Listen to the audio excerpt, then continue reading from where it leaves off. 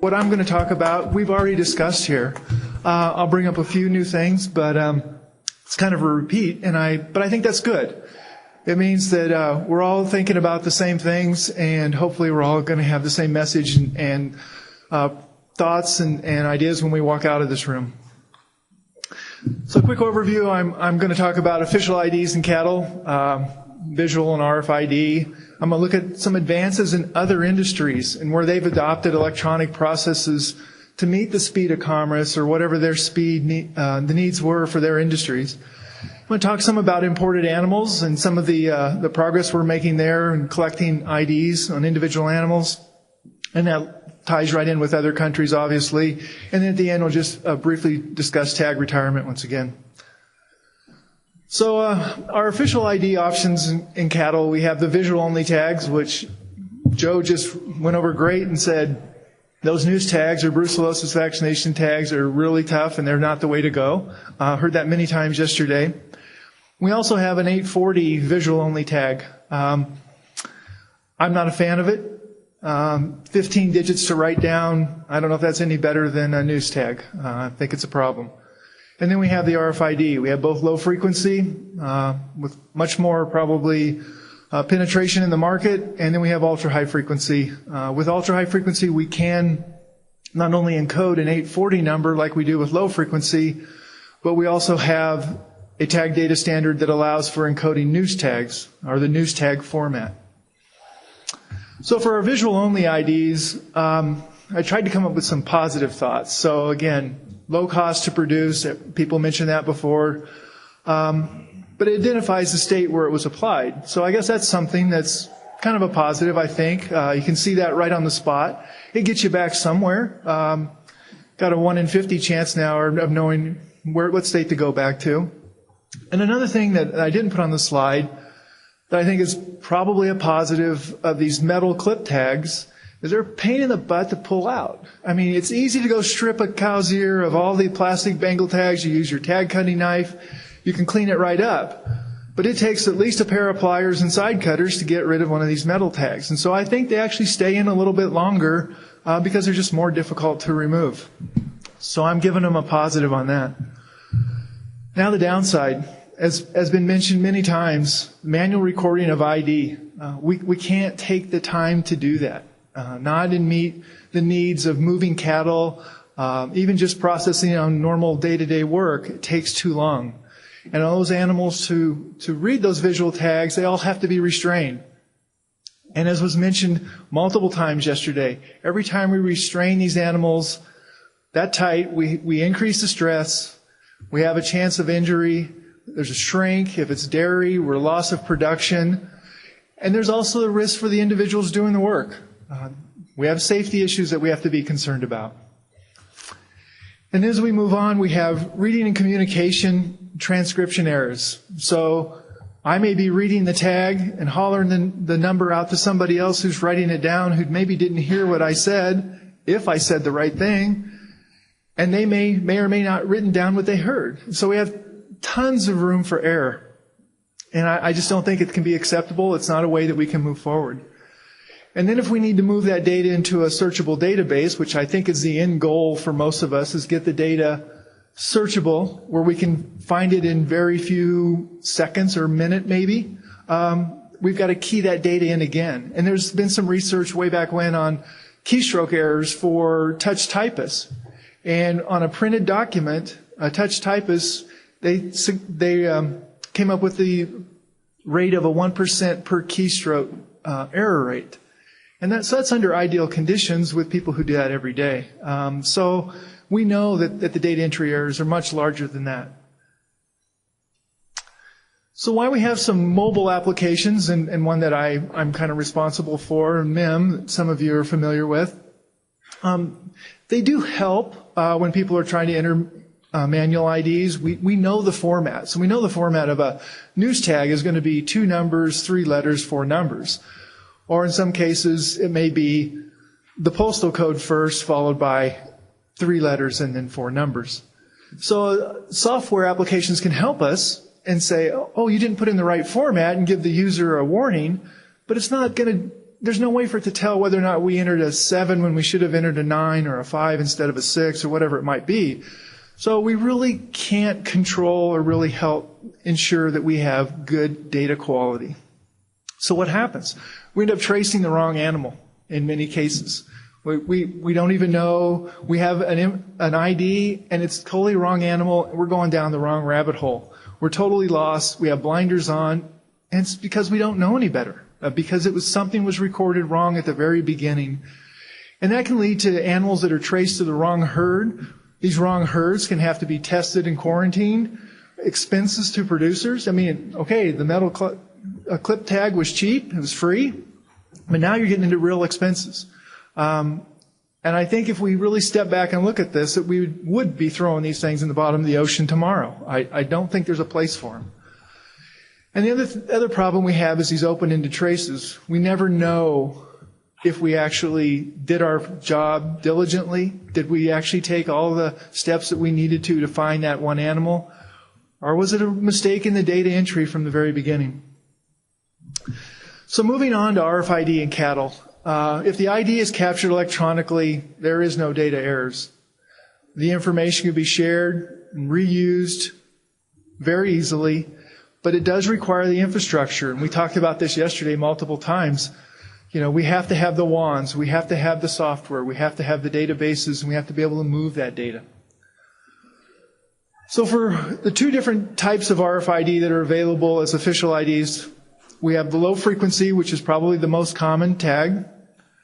Comes in a variety of shapes and styles and colors and formats. The orange ones in the middle are official calf hood vaccination tags.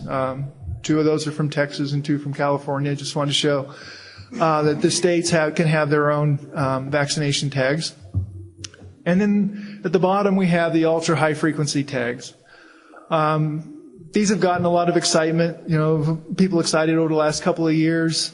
But I think it's still a pretty new technology in the cattle industry, and we have to be cautious moving forward if that's the decision. So looking at low frequency, from the current 2 options of low frequency versus ultra high, low frequency is less expensive. There's just some numbers that I found on the internet to tell you what a tag would cost from cattletags.com. Those were bags of 20. That's an individual tag price. We do have a lot of existing infrastructure, no matter what people think in this country, with low frequency. It's estimated that we sell, or Allflex and Datamars and whoever it might be, sell between 9 and 12 million tags in this country annually. Well, I know that there's not 9 or 12 million people or not 9 or 12 million animals out there that have these tags stuck in them and no one can read them. We know that they've got to be able to read those tags. So there is some infrastructure, and we estimate that there's at least 1,000 readers sold a year. So we know that even though people aren't buying a lot of 840s, let's say like Glenn mentioned yesterday, that only probably a small percentage or less than 50% of these tags that are sold are 840s, we still have that infrastructure. So if we needed to move to an 840, or we do move to an 840, we have that in place. ISO standards. It was brought up yesterday that someone could ship their cow from the United States to Russia, and in Moscow they could scan that tag and read it. That's because we have ISO standards for low frequency RFID. And it may seem like no big deal, but it is a big deal. It makes it so we can read tags from Canada, we can read tags from Mexico as they come across the border, we can read our own animals. It's something that is very, very big. On a downside for low frequency, the read range is fairly limited. 12 to 18 inches is what I think is probably really in production, what you really actually get out of the system. I know with panel readers, and I am talking about just a handheld one, I know with panel readers you can do better, but in reality that's what I kind of tell people that are using mobile equipment, what you can expect. And the animals do have to be somewhat restrained, maybe not nearly as like we do with manual ID, but at least in a single file alleyway moving fairly slow so we can catch those IDs. and we only can read one tag at a time, at least with these handheld wands. So in this picture, we see I have quite a few button tags. I can only read one at most. And many times when I try to read that pile, I get nothing. And these tags collide with each other. So that's kind of a little bit of an issue that we have. Moving on to ultra-high frequency. Currently, they're a little bit more expensive. Did an internet search there. Fort Supply has them basically $3.22 a piece off the website. But we look at the read ranges, and we're out 8 to 16 feet, I would say at least, either using a handheld or fixed antenna system. So we have much longer read ranges. Don't have to capture the animals. And we have the ability to read multiple tags at the same time. So we have a group running by, or as I do a lot of my demonstrations, I have a box of tags and I can sit there and read the whole box, just with them still in the box. So that will help down the road, let's say with tag retirement. If we get in boxes and boxes of tags, we can probably fairly easily retire those types of tags. Not having to catch the animals and restrain them, this definitely reduces the stress, the shrink, the chance of injury, again, not only to the animals, but the individuals. And, maybe currently that can offset that price difference between the low frequency and ultra high frequency if someone was considering those. Another feature of ultra high frequency is they do have user memory. Whether or not people would take advantage of that, I have no idea. But I think in some cases you might. But it is a way that you can record information about that tag or that animal throughout its life. Just a feature that's there that we do not have in low frequency. One thing about ultra-high frequency is we do have a very limited infrastructure and market penetration. And because of that, back in 2014, 2015, APHIS decided to conduct some pilot projects to look at would ultra-high frequency tags work in production settings. We learned a few things, but overall I think it was successful, and when the equipment was set up correctly and we had the proper equipment for the proper setting, things went pretty well. I believe the number is 44% of the participants claimed at the end of the pilot that they were going to continue with the use of ultra-high frequency in whatever their setting was. One thing we learned real quick at the onset of that pilot was that all the tags, we had tags from 3 different manufacturers, and they were all encoded differently. So unlike with low frequency where we have the ISO standard, there was no standard for ultra-high frequency. And the manufacturers were free to encode the tags any way they liked.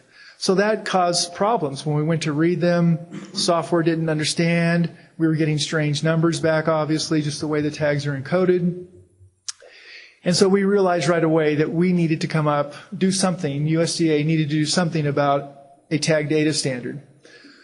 Neil and myself and others contacted some of the international organizations, asked around industry, whatever it might be, and we heard of nothing happening on an international market for creating a tag data standard for ultra-high frequency tags in animals.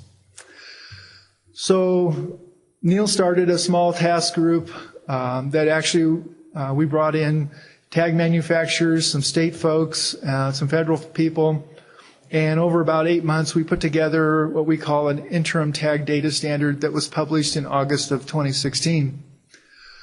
Currently, if you want to produce an ultra-high frequency 840 tag, an official tag here in the United States, you will follow that standard. That's part of the approval process. And we do test tags fairly regularly as we get different types in, different formats. People want to have a new structure, whatever. We do test those and verify that they are using that standard. And as I mentioned before, this standard allows not only for the encoding of 840 numbers, but also of news tags. So if someone wanted to have an ultra-high frequency news tag, it does allow for that. Real interesting thing happened about 2 months after we produced our interim tag data standard. Neil and I get emails about an ISO working group that's been formed to create an international standard for ultra-high frequency in cattle. Pretty impressive. So we actually made a dent in the world thoughts and processes about moving forward with ultra-high frequency. We do still sit in on those calls, and we're allowed to participate and give our thoughts and as this is moving forward, and I think it is making some good progress. And I think before next couple of years, hopefully, we will see an international standard for ultra-high frequency in cattle. There are several other countries that are looking at ultra-high frequency. It's just not the U.S., obviously. Canada has done several pilots. Brazil did a pilot with 4 million tags. I've yet to hear the results of that, but I know it was done. And so there's other countries as well. There was even a 2015 pilot in Scotland where they used a dual frequency tag. So they had one device that contained a low frequency transponder and the ultra high frequency component. And it's reported out that, both pieces worked properly or as they were expected or as they would on their own. So I think that was a positive, because I know there's been a lot of discussion, maybe not up here formally or whatever, about dual frequency tags, but at least someone did some research and look into them. I'm not saying that they're the savior of anything, just letting you know that it has been looked at. And then one other real interesting thing I find is that U.S. manufacturers now are investigating the use of ultra-high frequency in back tags. Now, not that this is an official ID and is going to help us with overall traceability, but it's interesting they see that it could help their business processes. And where I think we can leverage on that, I'm all for it. But where we leverage the most out of that is that would mean markets would have in place the ability to read ultra-high frequency back tags. That's the same infrastructure you need to read an ultra-high frequency 840 tag. So once we have more infrastructure in place, the use of UHF maybe even becomes a little bit more appealing. This is probably, I would say, the take-home message. I'm not near done, but this is probably my take-home message slide. And I don't think I should have possible up there. I think it's going to be mandatory in a very short time that we make a decision on one technology. I think that throwing out ultra-high frequency, which I've put a lot of time and investment into, not financial investment, but just time and learning, I think it's actually thrown up a roadblock, and it's another one of those things that we can use as an excuse not to move forward with traceability in this country. I'm not saying it's not the right technology. Low frequency may be the way to go, or ultra high frequency. I'm not the person to make that call. I think we must have an industry-led group that leads this discussion and makes a decision and tells us how we need to move forward. We can't do it with two different technologies, in my opinion. So why adopt RFID at all? Obviously, as has been discussed yesterday, we need to collect IDs accurately and at the necessary speed. That necessary speed is often tossed around as the speed of commerce, whatever that is. Traceability, in my mind, does not need to interfere with business processes. We should be able to run our businesses the way we do today, our operations and processes, and traceability should fall right in line with that. It's the same thing the way we develop software applications. We look at what's the business process, what are those people doing, and we make it fit to their process. This is what we need to do with traceability as well. And we also need to retire official IDs, which we've heard yesterday. And I think RFID is going to be the only way that we can do that. And I believe Sonny mentioned yesterday we did a pilot. I'll talk about it a little bit later. But we can't afford $1 a tag to retire a news tag. We have to use RFID if we're going to retire tags. I want to move a little bit into some examples of other industries that have moved to electronic solutions real fast, because I think we hear that we can't do this. The cattle industry can't have traceability, our processes, whatever it is that we're doing, it doesn't work for us. When I was a veterinarian and I had my own practice in Alberta, can't was not allowed to be used in my practice. We can do anything. We just have to put our mind to it, and we have to walk that path, whatever it might be. So I just want to show you some other industries that have moved forward, and I'm sure there was many people who said, we can't do this, but it's there today. So speed of commerce and retail. when I was a kid, and I'm dating myself here, I can remember the corner store that had the little cash register like you see there that was manual entry. That's our visual ID system. That's been gone for years, folks. You know, we're now moved over to this single item that we can scan with a barcode. That's our to me, that's our low frequency. That's where we are. But it works. It works good. We have inventory control. We've speeded up the process. We have proper recording of the information so the prices are correct. But nonetheless, we still have bottlenecks. People still wait in line sometimes. We can't quite meet that total speed. Whether we can find some other way, I don't know. Amazon Go is a store, is a concept store. I don't know if you guys have heard of that. Use your smartphone.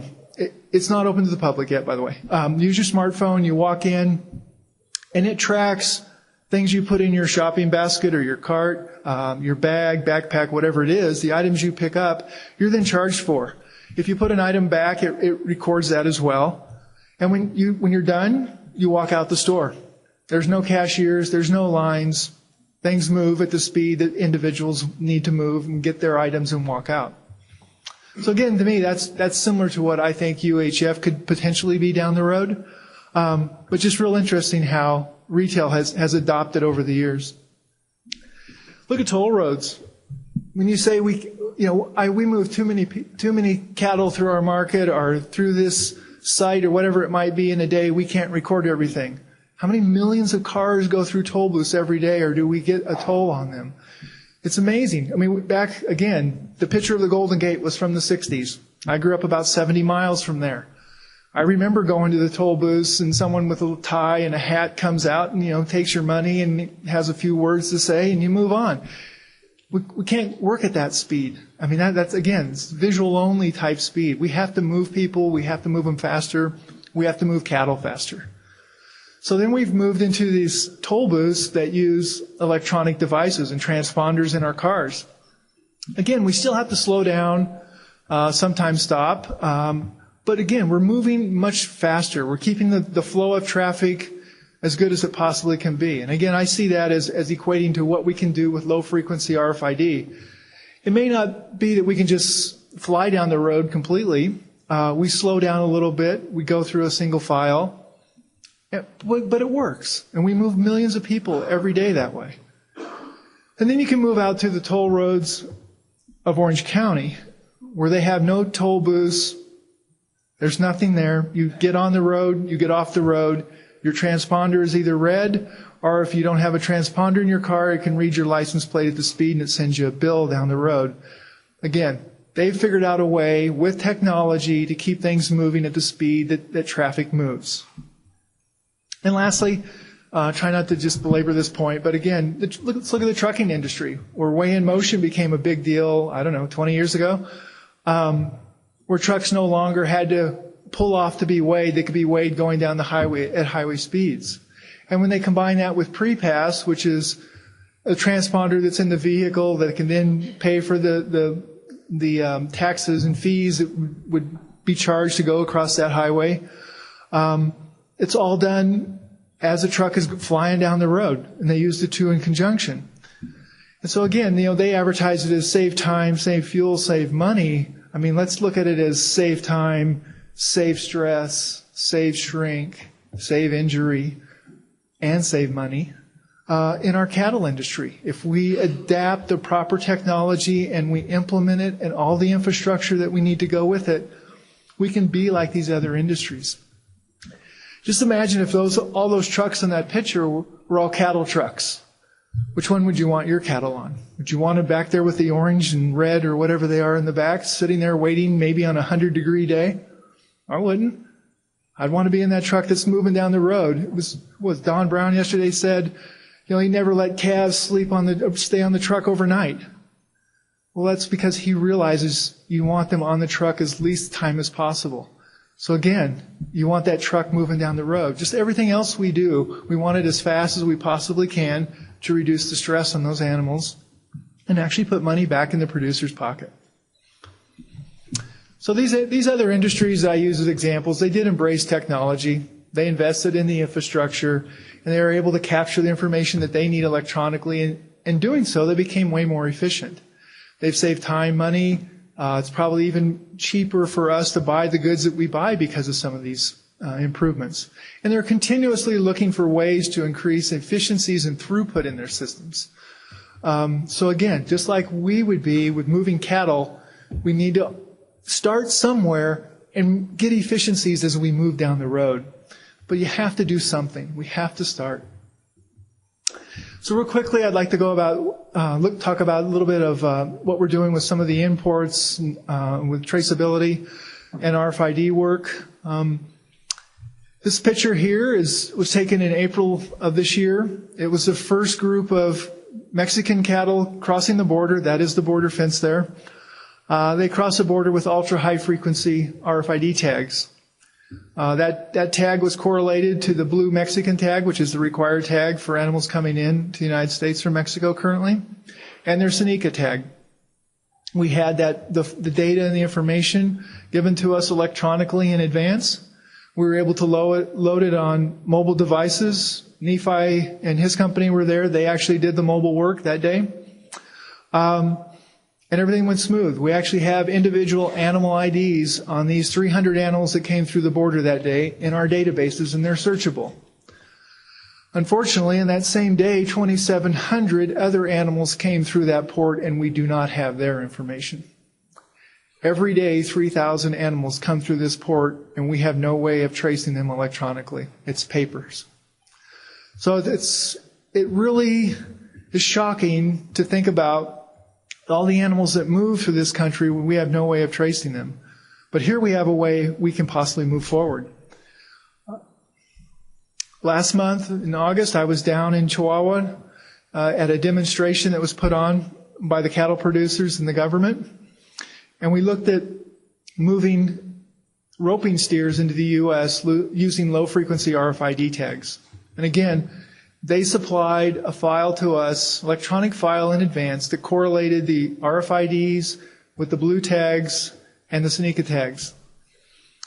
And Mexico has a big desire to move to tagging their feeder animals that come into this country with RFID as well, because they believe that it'll increase the speed and efficiencies at the inspection point, so less stress, less chance of injury on their animals. And they also think that it'll allow them to follow their animals after they're into the U.S. and in U.S. feedlots. They would like to look at production data. And they also want carcass data for when those animals finally go to slaughter. So again, I think it's a very proactive approach. They're looking at what we can get. They know they can get information and it'll help them. And they want to use RFID to get there. For the U.S., we have gains with this as well. We gain efficiencies at the border. Our people may not have to work as long, not as much overtime. We do get the IDs now all of a sudden on all these imported animals. And it's our user safety, our animal health technician safety there as well. You can see in that picture that it's just bars that they have to reach through. And imagine trying to read all the little blue tags on every animal that comes through. Not only is it a slow process, but it's a dangerous process at times. So we're going to continue with some of these pilots down with Mexico. I believe we're trying to get one scheduled again for November.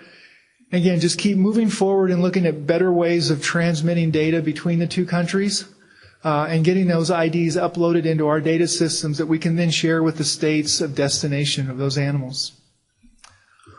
Quickly on the imports from Canada, back in July of 2010, Canada had a regulation go into effect that all animals in that country, all cattle have to have low-frequency RFID. When I was an accredited vet in Canada, that's when they implemented the barcoded tag. You talk about some belly aching from some producers, and I didn't blame them at the time. I didn't like it either. But nonetheless, currently we have every animal that comes in from Canada has a low-frequency RFID. We're not collecting that today, by the way. There's no way, we have no mechanism in place that we transfer that information between Canada and the United States. Pretty amazing, isn't it? So we're working on a couple of pilots with Canada, and we're looking at feeders. Currently, feeders all have to be unloaded at the U.S. border, and they check 10% of the IDs and make sure that they have the CAN brand.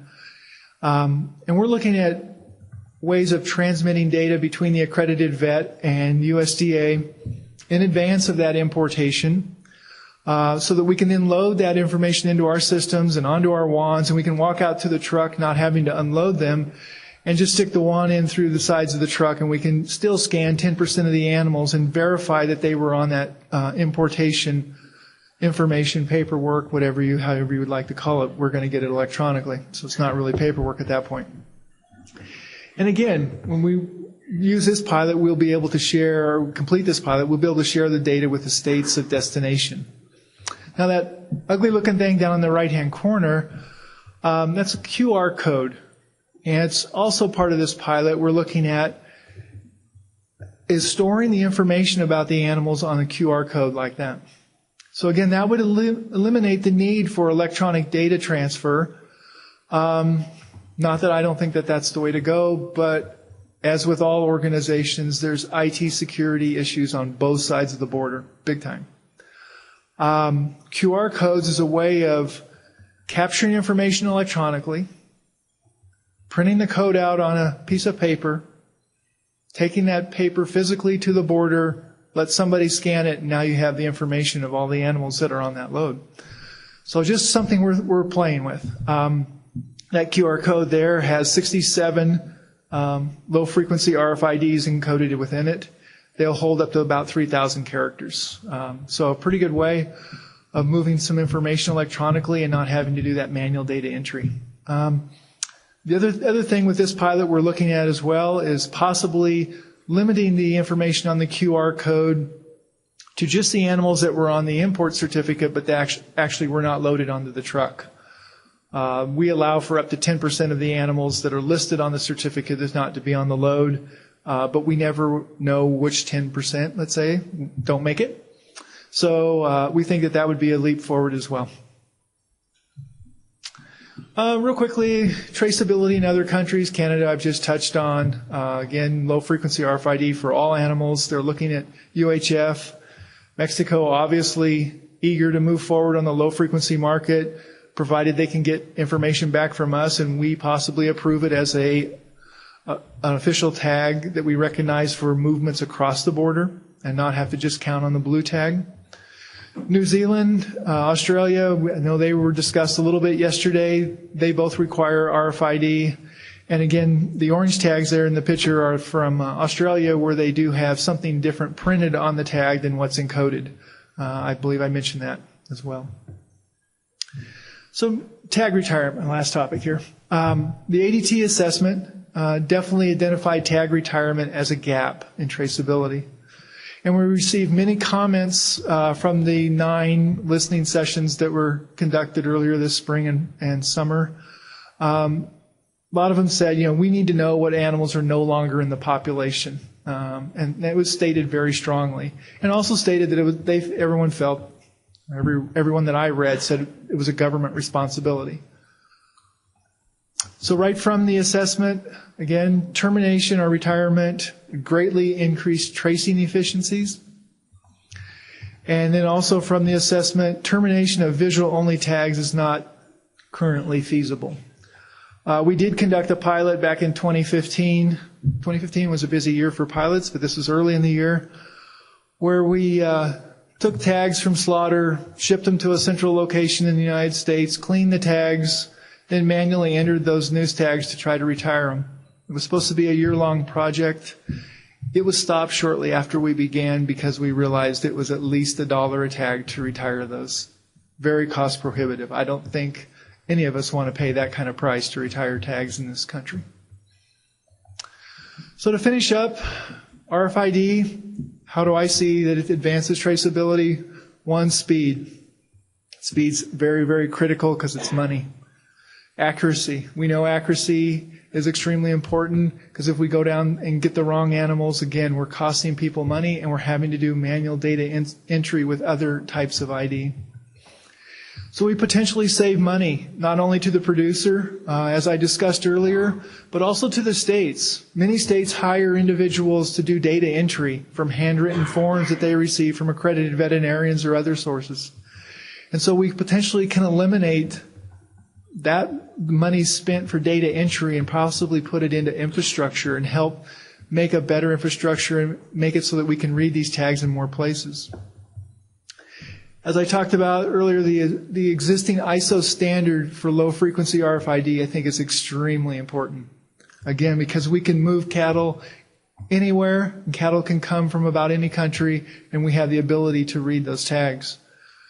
While I mentioned that we'd create an interim tag data standard, an international one for ultra-high frequency has to be in place before we would ever adopt, I think, a standard such as that. Again, millions are sold. Maybe some of you weren't aware of that. I know Glenn mentioned it yesterday, but maybe that was the first time that you had been aware that so many millions of tags are sold annually in this country.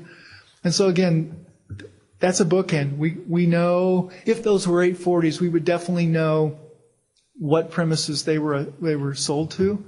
And even if we started with that and then retired those tags, we truly would have a bookend system that we could start building the infrastructure inward from that to close all the other gaps.